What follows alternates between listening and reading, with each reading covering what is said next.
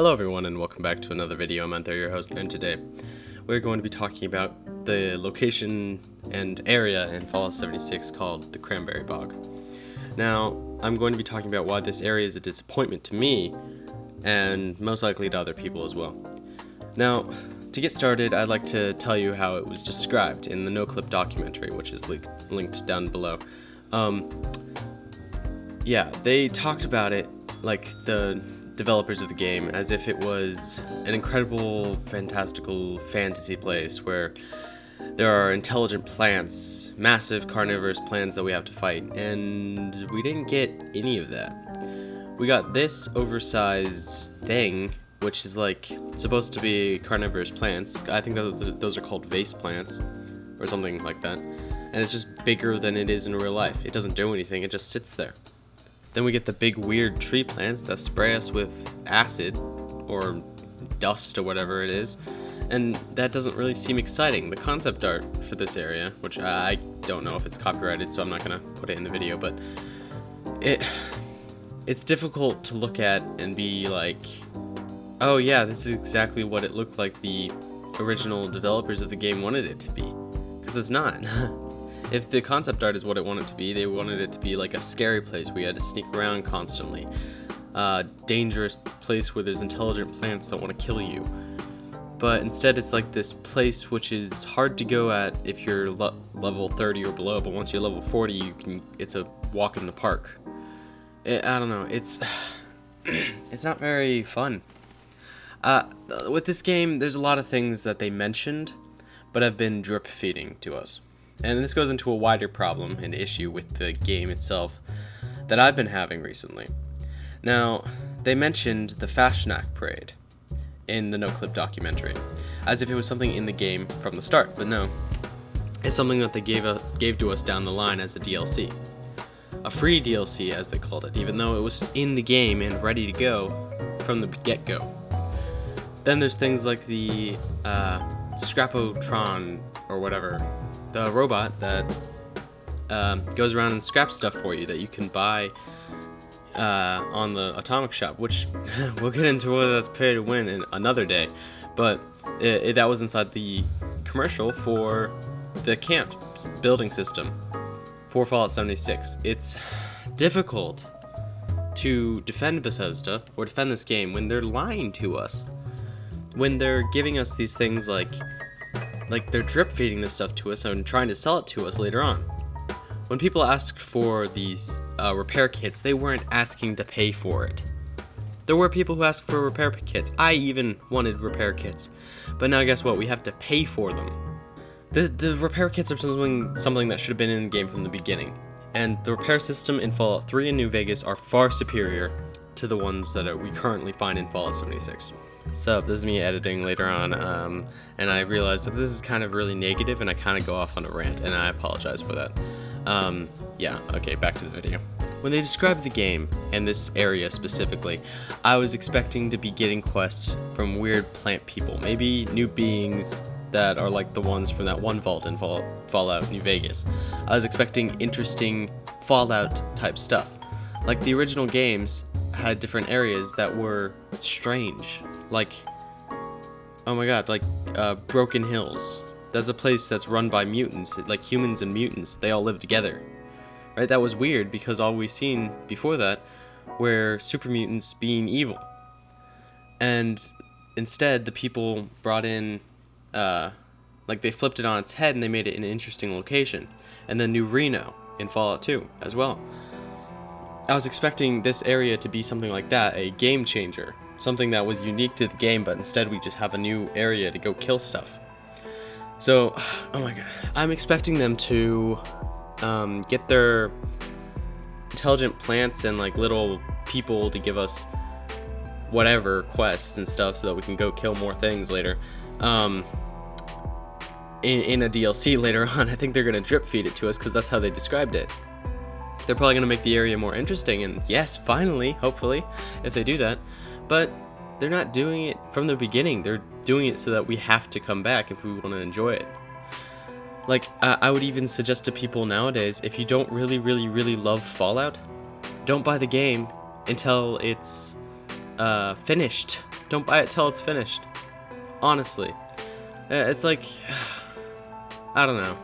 It's really difficult to want to be happy with Bethesda when they try to drip feed you stuff like this.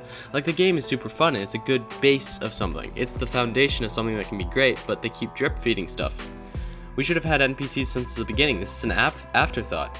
The NPCs are an afterthought because they knew that everyone wanted to play an actual game. They didn't advertise this as a survival game. They just gave us a Fallout trailer. So we thought it was just a Fallout game, but it wasn't a Fallout game. This game was definitely not a normal Fallout game. Like, that's okay, but their false advertising, which I'm pretty sure they were being sued for a little while ago, was so blatantly, obviously, false advertising that people got mad over it and wanted to bring them to court. And I totally agree, this was false advertising. I thought it was going to be... I expected it to be an online game. I just didn't see that it wasn't going to have substance. There wasn't any meat on the bones, right? Like, barely any meat on the bones, if that. And they've just added a bunch of stuff, and I really like. Don't get me wrong, I really like the game, but it's just difficult because I want to like it, but there's so much to not like, and going against the game. Okay, I need to take a break. Okay, I'm back after getting a drink of water and cooling down. Okay, let's get back to the video. This general discussion on the game, and mainly on the subject of Bethesda drip feeding content to us so that we won't leave the game. Now, I think that stems from them not having confidence in their product. I have confidence that Bethesda can make a good game if they take the risk. If they just give us all the stuff right away. That'll give them... It'll make people less annoyed with them because, you know, like, deep down, not everyone will, like, say this aloud or even notice it, just subconsciously. You're slightly annoyed constantly by Bethesda drip feeding you the stuff. It's like, why can't I just have all the stuff? Why can't I just play it like I would Skyrim? You know? And I get that. It leaves an underlying anger there, festering inside of you. And you don't know what it is, and then people just misrepresent it in the game entirely by making the game seem bad or just pointing out all its flaws instead of its, like, where it succeeds. And they do that because there's the way the handling of the game has made it annoying. They made it annoying to play. So I can understand why people are going to get angry with the game and not really enjoy it as much because they're just frustrated with it overall because of the handling of how it worked out, which I entirely man, this is gonna be a long episode. Okay, now when I said give it to us immediately, I mean on the release date. Even I would even suggest pushing back the release date of any DLC just so that they have it all done. They can't just be spending all this time on certain parts of the game and then releasing it later, right? Like, these small DLCs, they don't seem like they would be that hard to make. Modders have made much more in a short amount of time. Like, teams of modders have been rebuilding entire games, and Bethesda in a couple, like, months, and Bethesda has had a long time to work on this. And I know, like, they've been trying to tackle the bugs and the problems with the game, and I must say they should have just released the game complete instead of releasing it in its original buggy state. But okay. The handling of the game has made people frustrated and angry, and for an outside person looking in, it's like, oh, so the game's just bad, right? But for those of us who are still here playing the game to this day, see that the game isn't bad. It actually has a lot of fun to be had inside of it. But we all are still slightly annoyed, and through that annoyance we make little rant videos like this, where we go on the internet and we start talking all about all the bad stuff and how it's been mishandled, and then people misconstrue it as the game's bad. The game's not bad. If you enjoy Fallout, this is a game that you should buy. I think that you would enjoy playing games with a Fallout game with your friends. It's a fun concept. But Bethesda has done it in such a way as to annoy people. And subconsciously, I'm annoyed. Subconsciously, everyone's annoyed. Very few people are able to stay positive with this game because it's just annoying. Like, in a couple months, I'd give it a year. Okay, give it a year. If you're hesitant to buy it, give it a year. It'll be down in price, and maybe there's gonna be a few more of those times where it's free for a day, like they had done. Give it a try a couple times, but in a year, I do not doubt that the game will be much better and more playable and have more content. Now, I know this video was more of a discussion on why the Cranberry Bog wasn't, it didn't make me happy because they lied about it in so many different ways. And they had kind of lied about how it was going to be a unique environment, and it's just kind of like it looks different. But this video did turn into more about how the game in general had been mismanaged. And it's sad. It's sad to see the mismanagement because the game is good. And I just want Bethesda to realize that it's good and to stop worrying.